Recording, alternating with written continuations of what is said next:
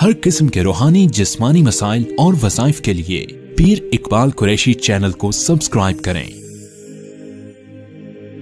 پیر اقبال قریشی حضور اقدس صلی اللہ علیہ وسلم کے یار غار، صاحب مزار، خلیفہ بلا فسق، جانشین پیغمبر حضرت ابو بکر صدیق رضی اللہ تعالی عنہ کے یوم وفات جمادی الثانی میں ہونے کی مناسبت سے آج جمعہ کا بیان جو ہے وہ شان خلیفہ بلا فصل رسول اللہ اور امت کے درمیان بغیر فاصلے کے خلیفہ، یہ عقیدہ اہل سنت ہے۔ عقائد اہل سنت میں سے یہ عقیدہ بھی ہے کہ نبی کے بعد امت کا پہلا خلیفہ کون ہے؟ ابو بکر۔ اب عمر خلیفہ ابو بکر ہیں، عثمان خلیفہ عمر ہیں، علی المرتضیٰ خلیفہ عثمان ہیں۔ اس کائنات کے اندر رسول اللہ کا خلیفہ اگر کوئی ہے تو وہ صرف ابو بکر صدیق ہیں۔ مصلی رسول پہ جن کو رسول اللہ کی زندگی میں رسول اللہ نے خود کھڑا کیا، حضور صلی اللہ علیہ وسلم نے 17 نمازیں اپنی زندگی میں جن سے پڑھوائیں، چونکہ اللہ اور نبی کی ایک سنت ہے۔ اللہ نے اپنا خلیفہ بنایا آدم کو، نبی نے اپنا خلیفہ بنایا ابو بکر کو۔ اللہ نے خلیفہ بنایا آدم کو تو اللہ نے آگے آدم کو کھڑا کیا اور پیچھے فرشتوں سے کہا سجدہ کرو۔ اللہ کے خلیفہ کا منوانے کا انداز تھا کہ فرشتوں سے کہا سجدہ کرو۔ اللہ کے خلیفہ کو پیچھے سجدہ کرنے والے ملائکہ تھے، اور ایک نے سجدہ نہیں کیا اور وہ راندہ درگاہ بن گیا، لعین بن گیا، ملعون ہو گیا، اور اس کا نام شروع ہوتا ہے کس سے؟ چونکہ آدم کے سجدے کا انکار کرنے والا شیطان بنا، لعین بنا۔ اللہ نے اسی طرح اپنے نبی آخر الزمان محبوب کبریا اور سید الاولین والآخرین، چونکہ آپ کا جانشین، آپ کا خلیفہ جس کو بنانا تھا، اس کے لیے بھی اللہ نے لفظ الف چنا، نام الف سے شروع ہوتا ہے۔ اللہ کے خلیفے کا نام بھی الف سے شروع ہوتا ہے۔ وہاں آدم ہے، یہاں ابو بکر ہے۔ یہاں اللہ نے نبی سے اسی طرح خلافت ابو بکر منوائی صحابہ سے کہ اللہ کے رسول نے ابو بکر کو آگے کھڑا کر دیا اور پیچھے صحابہ سے کہا کہ سجدہ کرو، نماز پڑھو ابو بکر کی اقتداء میں۔ اب وہاں پر صحابہ نے ابو بکر صدیق کی جانشینی کو مانا، خلافت کو مانا، اور ابو بکر صدیق کی خلافت وہ صحابہ کرام میں مسلم تھی۔ کوئی انسان ابو بکر صدیق کی خلافت کا منکر نہیں تھا۔ سیدنا ابو بکر صدیق کی صحابیت واحد ہے جس پر نص قرآنی موجود ہے۔ ابو بکر صدیق کی صحابیت نص قطعی قرآنی سے ثابت ہے۔ کسی صحابی کی صحابیت نص قرآنی نہیں۔ ابو بکر کے لیے قرآن اترا، اذ اخرجہ الذین کفروا ثانی اثنین اذ ہما فی الغار اذ یقول لصاحبہ۔ اللہ نے کہا جب میرے نبی آپ نے اپنے صحابی سے کہا، تو ابو بکر یار غار ہیں، نبی کے ساتھ اس غار ثور میں تھے جہاں اللہ قرآن میں کہتا ہے آپ نے اپنے صحابی سے کہا لا تحزن ان اللہ معنا، پریشان مت ہو۔ اب دیکھیے دو باتیں یہاں اس آیت سے پتہ چلی۔ ایک بات کیا، ابو بکر کی خلافت قرآن سے ثابت ہے۔ قرآن کی ایک آیت کا انکار کرنے والا مسلمان رہتا ہے؟ ایک سورت کا انکار کرنے والا مسلمان رہتا ہے، سورت تو بڑی چیز ہے، ایک حرف کا انکار کرنے والا بھی مسلمان نہیں رہتا۔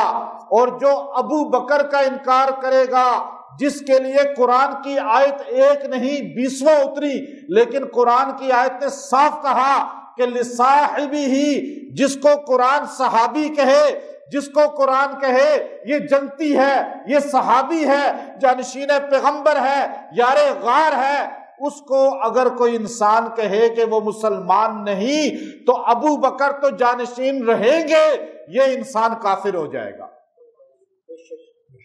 ابو بکر کو ماننا ہماری ایمانی ضرورت ہے، ابو بکر صدیق کا دفاع کرنا ہماری ایمانی ضرورت ہے۔ اور یاد رکھیے ابو بکر صدیق کی صحابیت قرآن سے ثابت۔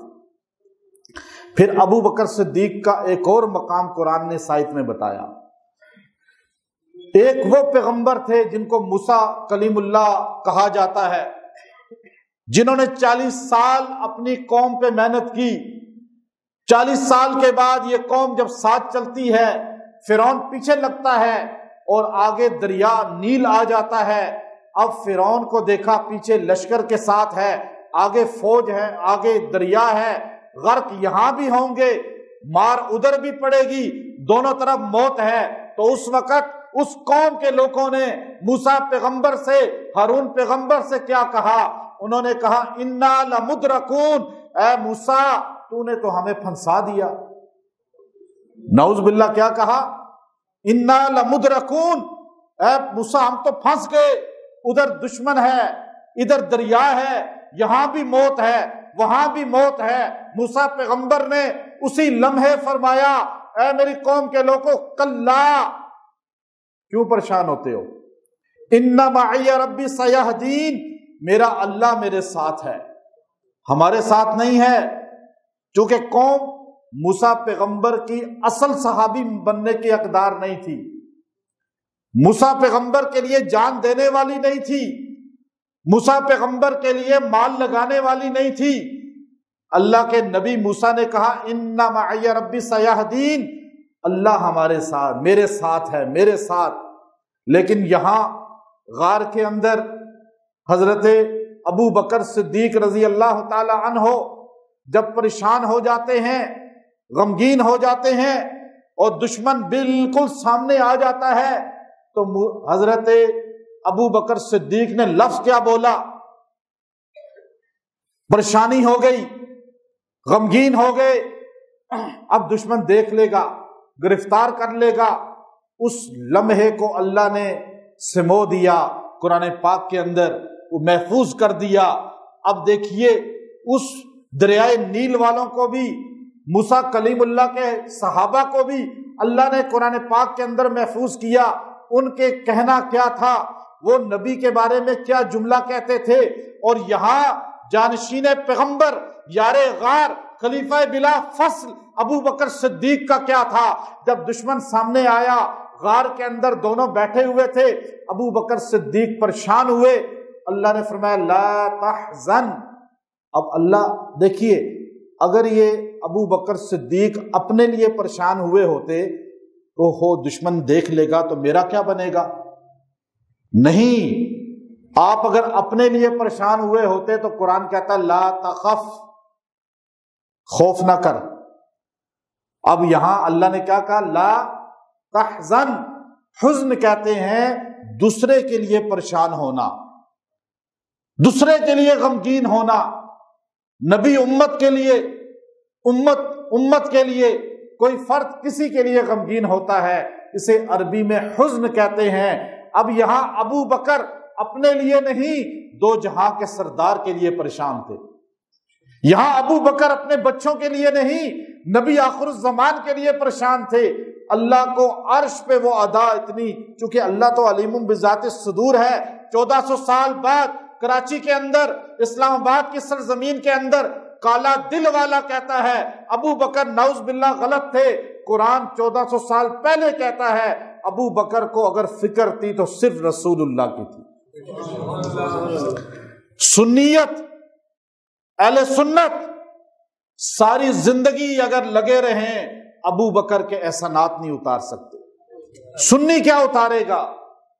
ہمارے نبی دو جہاں کے سردار محمد عربی فرمانے لگے ابو بکر ساروں کے احسانات میں نے اتار دیے، لیکن ابو بکر کے احسانات کا صلہ نہیں دے سکا، میرا رب حشر کے میدان میں دے گا۔ جب نبی ابو بکر کے لیے جملہ کہہ رہا ہے تو سنی حق ادا کر سکتا ہے، لیکن سنی تعریف تو کر سکتا ہے نا۔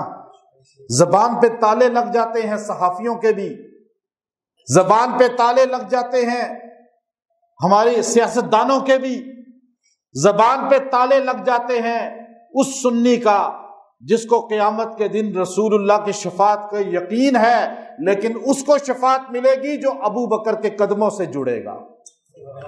جس نے در ابو بکر چھوڑ دیا، یاد رکھنا یہ جملہ میں بعد میں آپ کو بتاؤں گا، در ابو بکر رسول اللہ کی شفاعت کے لیے کیوں ضروری ہے۔ پہلے یہ دیکھیے، ابو بکر نے کہا لا، میں پریشان ہوئے، اللہ نے کہا لا تحزن لا تحزن۔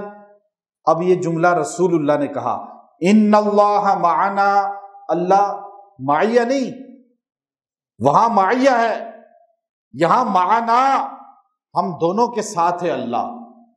چونکہ فکر رسول جو تھی وہی فکر ابو بکر تھی، فکر رسول فکر ابو بکر۔ اس کائنات کے اندر نبی سے سب سے زیادہ اگر کسی نے محبت کی ہے تو وہ ابو بکر ہے۔ ابو بکر صدیق رضی اللہ تعالیٰ عنہ کو ابو بکر کیوں کہتے ہیں؟ آپ کا نام تو ابو بکر نہیں تھا، آپ کا نام تو ابو بکر نہیں تھا، آپ کو عتیق بھی کہتے تھے۔ اب آپ کو ابو بکر کیوں کہا جاتا ہے؟ نہ آپ کا بیٹا تھا بکر کوئی کہ جس کی نسبت سے آپ کا لقب ہو ابو بکر، نہ آپ کی کوئی بیٹی تھی بکر جس کی نسبت ہو ابو بکر۔ بکر کا باپ، بکر کا باپ، یہ آپ کا نام ہے۔ آج ہر مسلمان وہ کہتا ہے ابو بکر، یہاں تک کہ نہ ماننے والا بھی کیا کہتا ہے؟ ابو بکر۔ اس سے بھی اللہ منواتا ہے۔ ابو بکر کو ابو بکر کیوں کہا جاتا ہے؟ اللہ کو پتا تھا میرے نبی کے خلیفہ کا انکار کرنے والے پیدا ہوں گے، میرے نبی کے خلیفہ کی توہین کرنے والے ظالم پیدا ہوں گے، اس لیے اللہ نے جس طرح اپنے نبی کی شان منوائی، آج گستاخ رسول بھی کہتا ہے محمد۔ اس کا مطلب کیا ہے؟ سب سے زیادہ جس کی تعریف کی جائے، تعریف کے لائق ہی محمد صلی اللہ علیہ وسلم ہے۔ اور جب کہتا ہے گستاخ ابو بکر تو اس کا معنی کیا ہے؟ بکر کہتے ہیں پہل کو، عربی میں کہا جاتا ہے بکر پہل کو۔ ابو بکر سب سے پہلا، سب سے پہل کرنے والا، سب سے پہلا صحابی، سب سے پہلا کلمہ پڑھنے والا، سب سے پہلا جان نچھاور کرنے والا، سب سے پہلا اولاد قربان کرنے والا، سب سے پہلا مال لگانے والا، سب سے پہلا ہجرت کرنے والا، سب سے پہلا رسول اللہ کی تصدیق کرنے والا، سب سے پہلے کعبے میں رسول اللہ کے بعد تبلیغ کرنے والا۔ کیونکہ ابو بکر، نہ ماننے والا بھی کیا کہتا ہے؟ مان لیا نا اس نے، پہلا کون ہے؟ اب بکر میں ہی آ گیا ابو بکر۔ عربی میں کہتے ہیں پہل کو، قرآن کہتا ہے بکرۃ و اصیلا۔ قرآن کیا کہتا ہے؟ صبح کی روشنی کو کیا کہتا ہے قرآن؟ بکرا۔ جس کی شادی نہیں ہوئی ہوتی عورت، اس کو کیا کہتے ہیں؟ باکرا۔ اب دیکھیے بکرا، صبح کی پہلی روشنی، یعنی پہلی روشنی کو بکرا، پہل کرنے والا بکر، اور جو سب سے پہل کرے اسے ابو بکر، پہل کرنے والوں کا باپ۔ رسول اللہ صلی اللہ علیہ وسلم ابھی غار سے تشریف لائے اور آپ ابھی کانپ رہے تھے، زملونی، چادر اوڑھ دو۔ سیدہ خدیجہ نے چادر اوڑھ دی، رسول اللہ صلی اللہ علیہ وسلم کی سردی کم ہوئی، حضور علیہ الصلوۃ والسلام نے فرمایا میرے پاس فرشتہ آیا، مجھے آ کر کہا تو نبی ہے، مجھے قرآن کا نزول ہوا، اقرا صورتیں نازل ہوئیں۔ اب آپ مجھے بتاؤ سیدہ خدیجہ، مجھ پر کون یقین کرے گا، کون مجھ پر ایمان لائے گا؟ سب سے پہلے مردوں کے اندر ایک مکہ کا سب سے بڑا تاجر تھا جس کا نام ابو بکر تھا، اس نے آ کر رسول اللہ سے کہا کوئی مانے یا نہ مانے، ابو بکر مانتا ہے کہ آپ اللہ کے رسول ہیں۔ پہلا جوانوں میں، بالغ میں، حکومت پاکستان ہو یا دنیا کی حکومت ہو، بالغ کی گواہی تسلیم کرتی ہے یا نابالغ کی؟ بالغ کا ووٹ تسلیم کرتی ہے یا نابالغ کی؟ تو بالغوں میں پہلا کلمہ پڑھنے والا، جوانوں میں بالغوں میں پہلا کلمہ پڑھنے والا بغیر کسی ہیل حجت کے، چونکہ سب سے پہلے نبی پہ کلمہ پڑھنے والا، پہلا کلمہ پڑھنے والا ابو بکر ہے، سب سے پہلے رسول اللہ کی معراج کی تصدیق کرنے والا ابو بکر ہے، سب سے پہلے رسول اللہ کے ساتھ ہجرت کرنے والا ابو بکر ہے، سب سے پہلے رسول اللہ کے قرآن کے نزول کی تصدیق کرنے والا ابو بکر ہے، سب سے پہلے رسول اللہ کے معجزات کی تصدیق کرنے والا ابو بکر ہے، سب سے پہلے اپنی اولاد کو رسول اللہ پہ قربان کرنے والا ابو بکر ہے، سب سے پہلے اپنی بیٹی رسول اللہ کے نکاح میں دینے والا ابو بکر ہے، سب سے پہلے اپنی اونٹنی رسول اللہ کے لیے وقف کرنے والا ابو بکر ہے، سب سے پہلے رسول اللہ کو اپنے کندھوں پہ اٹھانے والا ابو بکر ہے، سب سے پہلے پہاڑ پر رسول اللہ کو اٹھا کر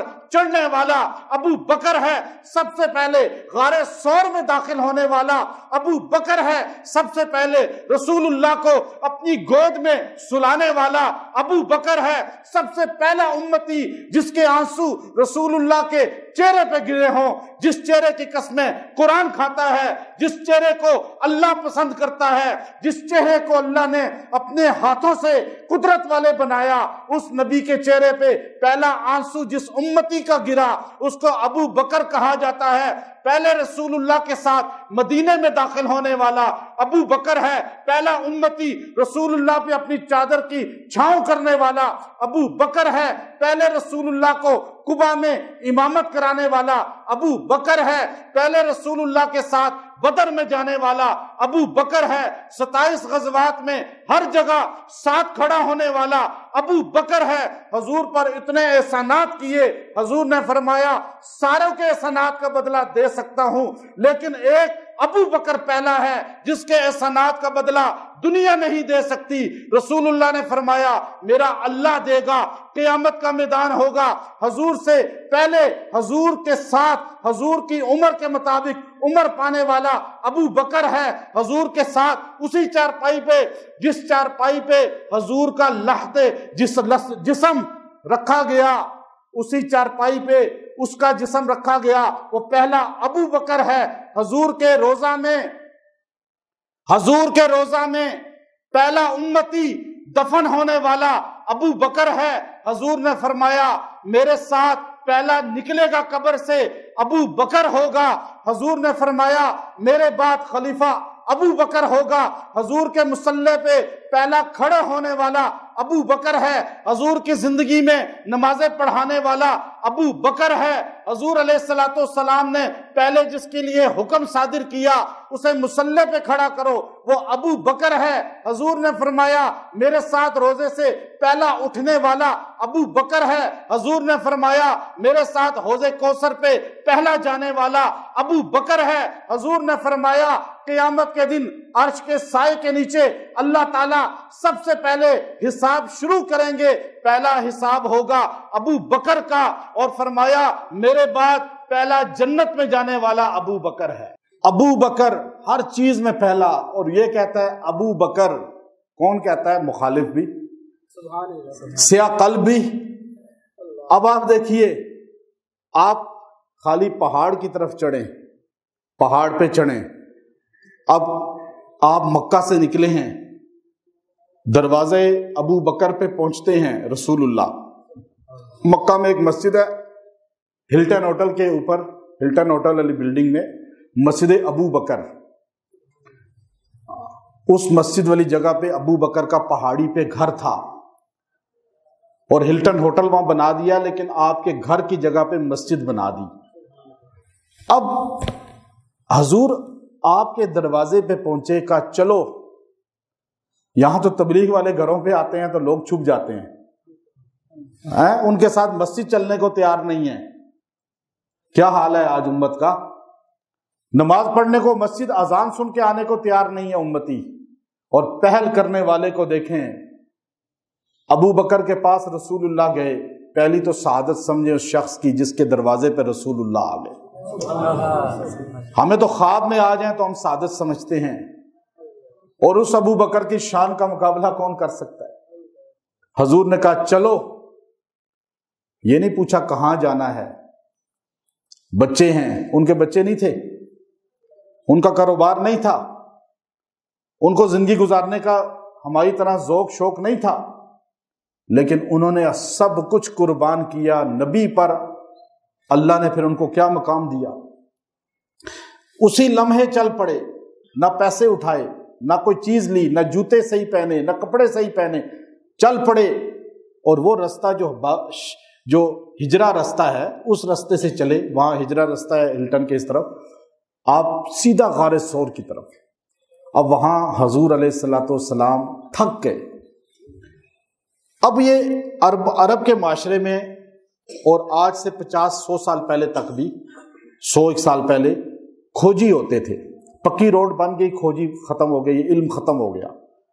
کچے روڈ ہوتے تھے، بندے اتنے ماہر ہوتے تھے کہ چور کو 100 کلومیٹر بھی بھاگ جائے تو پتہ چل جاتا تھا ان کو کہ چور کہاں سے آیا تھا اور کہاں گیا ہے، پاؤں کے نشان سے، نر ہے مادہ ہے، لنگڑا ہے یا اس طرح ہے، ہر چیز بتا دیتے تھے، اتنے مہارت والے تھے۔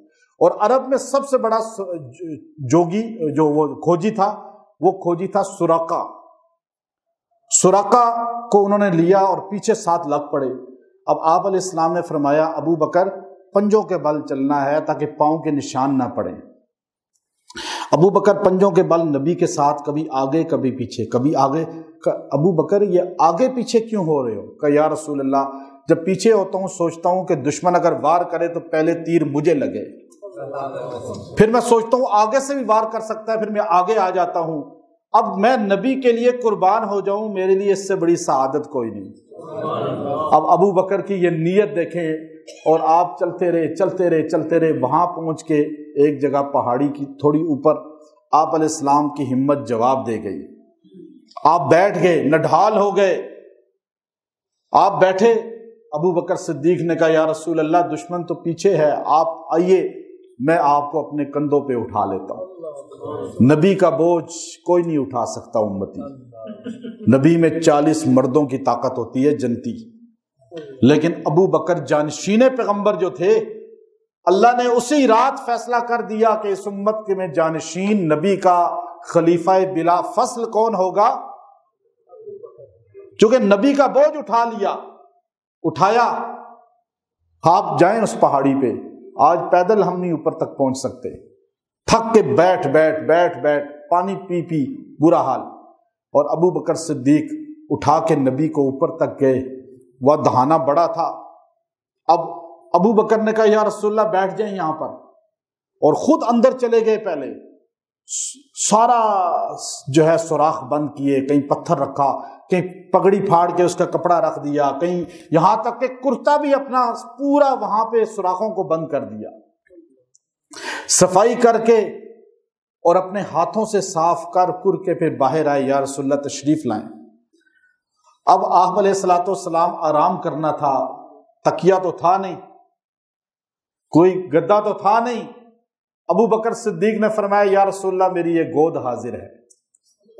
آپ صلی اللہ علیہ وسلم 3 راتیں وہاں رہے، ابو بکر کی گود رسول اللہ کا سرہانہ بنا رہا۔ اس امتی کا مقابلہ کوئی کر سکتا ہے؟ عمر فرماتے تھے ابو بکر ساری زندگی کی نیکیاں لے لو، میری ساری زندگی کی عبادات لے لو، ایک رات سور والی مجھے دے دو۔ جس رات گود ابو بکر کی تھی اور سر رسول اللہ کا تھا۔ ابن حجر اسقلانی نے لکھا کہ ایسے سما تھا جیسے رحل میں قرآن کھلا ہوا ہے۔ اب ابو بکر صدیق نے یوں پاؤں ایک سوراخ سے ایک سانپ کالا، جو کالے ہوتے ہیں نا قلب والے، یہ اس رات سے ڈسنا شروع ہوئے ہیں۔ اور کالوں کا کام کیا ہے؟ کیا کام ہے؟ اور صدیقیوں کا کام کیا ہے؟ نبی کے لیے، صحابہ کے لیے دیوار بن جانا۔ ابو بکر صدیق نے دیکھا ایک کالا وہاں سے نکل رہا ہے اور اپنی نکال کے جو ہے ڈسنے کی کوشش کر رہا ہے، تو آپ نے اپنا پاؤں مبارک، چونکہ کپڑا ختم ہو چکا تھا، وہاں یوں رکھ لیا۔ اتنی شدت تھی اس کے ڈسنے کی کہ آپ کے آنسو گرنا شروع ہو گئے اور رخسار پیغمبر پہ گرے تو آپ صلی اللہ علیہ وسلم کی آنکھیں کھل گئیں۔ آپ نے پوچھا ابو بکر کیا ہوا؟ تو آپ نے فرمایا یا رسول اللہ یہ سانپ ہے جو ڈس رہا ہے۔ تو آپ علیہ السلام نے اپنا تھوک مبارک ابو بکر کے پاؤں پہ لگایا تو زہر فوراً ختم ہو گیا۔ اب حیرت کی بات دیکھیے، میں نے جملہ کہا تھا نا کہ ابو بکر کے در کے بغیر نبی نہیں ملتا۔ یہ عقیدہ سنیوں کا ہے یا نہیں؟ سنیوں کا عقیدہ ہونا چاہیے۔ یہ میں نے ابھی درگاہ پیر نقیب الرحمن صاحب اور چورا شریف کے پیر سعادت علی شاہ صاحب، یہ ان کے ساتھ میری ملاقات ہوئی تو میں نے حضرت سے صاف کہا، میں نے کہا حضرت ہم ان سارے پیروں کے غلام ہیں جو نبی کے صحابہ کے غلام ہیں۔ جو صحابہ کی غلامی کرے گا ہم اس کی غلامی کریں گے، چونکہ صحابہ معیار ہیں ہمارے لیے، یاد رکھیے یہ بات۔ اب ابو بکر کے بغیر نہ کوئی ولی بن سکتا ہے، نہ کوئی قطب بن سکتا ہے، نہ کوئی غوث بن سکتا ہے، یہاں تک کہ کوئی مومن ہی نہیں بن سکتا، کوئی مسلمان ہی بن سکتا ہے۔ آپ دیکھیے ابو بکر صدیق کو کافر بھی یہ بات مانتے تھے جو میں آپ کو بتا رہا ہوں۔ پاؤں کے نشان کو دیکھتے جاؤ، سنی کو سمجھ آ گئی بات؟ آج ملیں گے کسی کو رسول اللہ ابو بکر کے بغیر؟ کافر کہہ رہے ہیں۔ آخر وہ ابو بکر کے پاؤں کے نشان پر چلتے رہے تو غار تک پہنچے یا نہیں پہنچے؟ آج جو مزار تک پہنچے گا وہی نورانیت لے گا جو ابو بکر کے پاؤں کے نشان کو مانے گا، ابو بکر کے ایمان کو مانے گا، آپ کے احسانات کو مانے گا، آپ کے کمالات کو مانے گا۔ اور پھر کیوں نہ مانے؟ اللہ تعالیٰ قرآن خود فرماتے ہیں قرآن پاک کے اندر، آپ کے لیے اذ ہما فی الغار، یار غار کہہ دیا۔ پھر آپ کے لیے اللہ کے نبی نے فرمایا قیامت کے دن حشر کے میدان میں اللہ کی زیارت ہوگی ہر انسان کو، کسی کو ہوگی ہفتے میں ایک دن، کسی کو ہوگی مہینے میں ایک دن، کسی کو ہوگی روز اللہ کی زیارت۔ کہا یا رسول اللہ اللہ کو ہم دیکھیں گے تو کیسے دیکھیں گے؟ کہا جیسے چاند کو دیکھتے ہو، سارے دیکھ لیتے ہو۔ صحابی نے پوچھا جب، تو آپ نے جواب دیا۔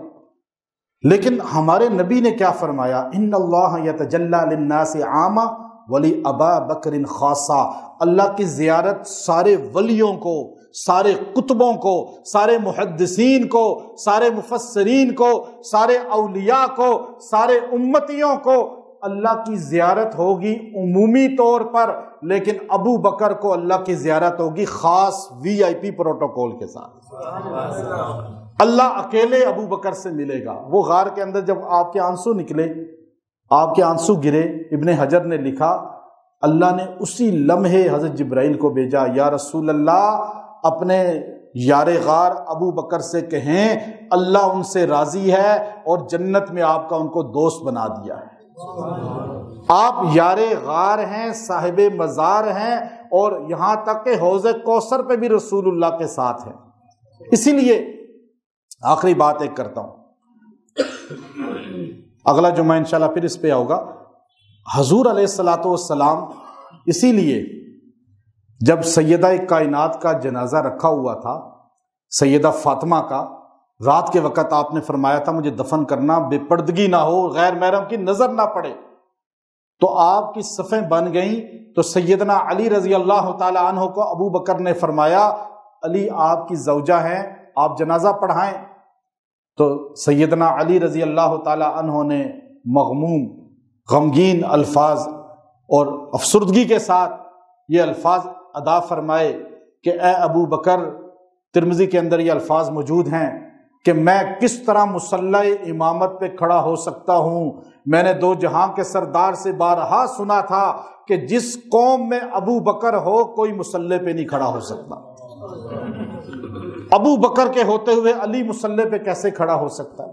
تو سیدہ کائنات کا جنازہ سیدنا ابو بکر صدیق نے پڑھایا تھا۔ انشاءاللہ اگلا جمعہ جو ہے نبی اور صدیق پہ آپ کو بتاؤں گا کہ نبی اور صدیق کی آپس میں اللہ نے کیا تعلق رکھا ہے، زندگی میں بھی موت کے بعد بھی، اور پھر وفات سیدنا ابو بکر صدیق پر انشاءاللہ جامع الفاظ ہوں گے۔ ہمارا یہ اگلا جمعہ پھر ٹاپک چلے گا۔